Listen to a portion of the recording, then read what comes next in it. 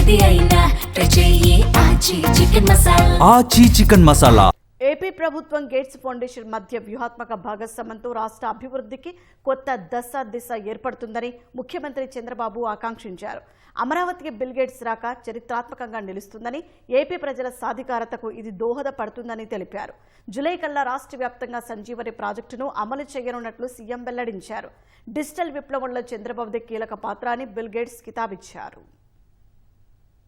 సచివాలయంలోని CM సమావేశ మందిరంలో మంత్రులతో సమావేశమైన gates foundation chairman bill gates వివిధ అంశాలపై చర్చించారు. భారత్ డిజిటల్ విప్లవంలో ప్రధాని మోదీ, సీఎం చంద్రబాబు కీలక పాత్ర పోషిస్తున్నారని బిల్ గేట్స్ కితాబిచ్చారు. తాను చంద్రబాబును మొదటిసారి కలిసినప్పుడు ఆయన ఆలోచనల్లో ముందుచూపు ఉందనే విషయాన్ని ఆనాడే గ్రహించినట్లు చెప్పారు. ఈ విషయంలో నాటి సింగపూర్ ప్రధాని మాత్రమే చంద్రబాబుకు కొంత దగ్గరగా ఉన్నారని తెలిపారు. గేట్స్ ఫౌండేషన్ చేపడుతున్న కార్యక్రమాల్లో ఆరోగ్య రంగానికి చెందిన ప్రాజెక్టులే మెజారిటీవని వెల్లడించారు. ఆరోగ్య సేవలను ప్రజలకు మరింత చేరువ చేయాలన్నది తన ఆశయమని చెప్పారు. కుప్పంలో అమలు చేస్తున్న సంజీవని కార్యక్రమం అద్భుతంగా ఉందని బిల్ గేట్స్ అభినందించారు. విద్యార్థుల సమస్యలు అర్థం చేసుకోవడానికి, వారికి సరైన రీతిలో తగిన స్థాయిలో విద్యాబోధన చేయడానికి ఏఐ సహాయపడుతుందని బిల్ గేట్స్ చెప్పారు. టెక్నాలజీ సాయంతో ఏపీ ప్రభుత్వం వ్యవసాయ రంగాన్ని అభివృద్ధి చేయడాన్ని అభినందించారు. అభివృద్ధి చెందిన దేశాల్లో కూడా వ్యవసాయంలో ఏఐని ఇంతలా వినియోగించడం లేదని,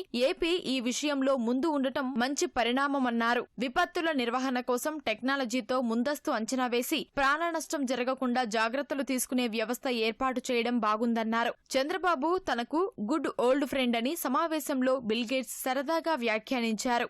లిటరసీ, న్యూమరసీపై రాష్ట్ర ప్రభుత్వం దృష్టి పెట్టిందని, 35,000 పాఠశాలల్లో చదువుతున్న విద్యార్థులకు ఉపకరించేలా ఓఆర్ఎఫ్ టూల్ వినియోగిస్తున్నామని సీఎం చంద్రబాబు తెలిపారు. వ్యవసాయం, అనుబంధ రంగాలను బలోపేతం చేస్తున్నామని, రైతు సంక్షేమం కోసం సాంకేతిక సాయం తీసుకుంటున్నామని వివరించారు. హైలెవెల్ ఎక్స్పర్ట్ అడ్వైజరీ గ్రూప్ ఏర్పాటు చేశామన్నారు. WHO, అశోక యూనివర్సిటీ సహకారంతో national health AI strategy workshop నిర్వహించామని చెప్పారు. Universal health screening, Ayushman Bharat digital mission అమలు సహా తక్కువ ఖర్చుకే వైద్య పరీక్షలు నిర్వహిస్తున్నట్లు వెల్లడించారు. ఇప్పటికే రాష్ట్రంలో 71 లక్షల మందికి 41 పరీక్షల ద్వారా స్క్రీనింగ్ పూర్తి చేశామన్నారు. సంజీవని కార్యక్రమాన్ని సమగ్ర ఆరోగ్య వేదికగా తీర్చిదిద్దుతున్నట్లు స్పష్టం చేశారు. కుప్పంలో ఇప్పటికే సంజీవని పైలట్ ప్రాజెక్టు చేపట్టామని, అది విజయవంతమైందని వెల్లడించారు. 2.9 లక్షల మంది రిజిస్ట్రేషన్ చేయగా 109 ఆరోగ్య కేంద్రాల ద్వారా వైద్య సేవలు అందిస్తున్నామని చెప్పారు. 5.2 కోట్ల ప్రజల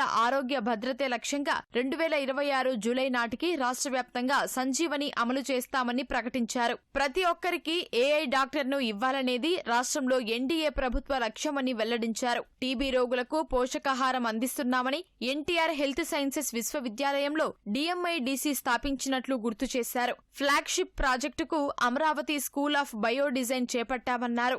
సమావేశంలో మంత్రులు పయ్యావుల కేశవ్, సత్యకుమార్ యాదవ్ బిల్ గేట్స్ కు పలు ప్రశ్నలు వేసి అభిప్రాయాలు తెలుసుకున్నారు. హైదరాబాద్లో మైక్రోసాఫ్ట్ సెంటర్ ఏర్పాటు చేయాలనే ఆలోచనకు కారణమేంటని మంత్రి పయ్యావుల అడగ్గా, నాడు చంద్రబాబు ఐటీని ప్రమోట్ చేయడం సహా మైక్రోసాఫ్ట్ కార్యాలయాన్ని హైదరాబాద్లో పెట్టాలనే ప్రతిపాదన పెట్టారని బిల్ గేట్స్ తెలిపారు. దీనిపై తమ వద్ద పనిచేసే వారి అభిప్రాయం కోరితే హైదరాబాద్లో సెంటర్ ఏర్పాటు చేస్తే తాము వెళ్లడానికి సిద్ధంగా ఉన్నట్లు చెప్పారని వివరించారు. ఇప్పుడు కూడా భారత్లో మైక్రోసాఫ్ట్ కంపెనీల్లో పనిచేసే చాలా మంది ఉద్యోగుల్లో హైదరాబాద్ వారే ఎక్కువగా ఉన్నారన్నారు. ఏఐ ద్వారా ఆరోగ్య సేవలు ఏ విధంగా అందించవచ్చని బిల్ గేట్స్ ను మంత్రి సత్యకుమార్ అడిగారు. ఏఐతో ఆరోగ్య రంగంలో మెరుగైన సేవలు అందించవచ్చని, నాణ్యమైన నిపుణుల వైద్య సేవలను మారుమూల ప్రాంతాలకు కూడా అందించే అవకాశం ఉంటుందని గేట్స్ వెల్లడించారు.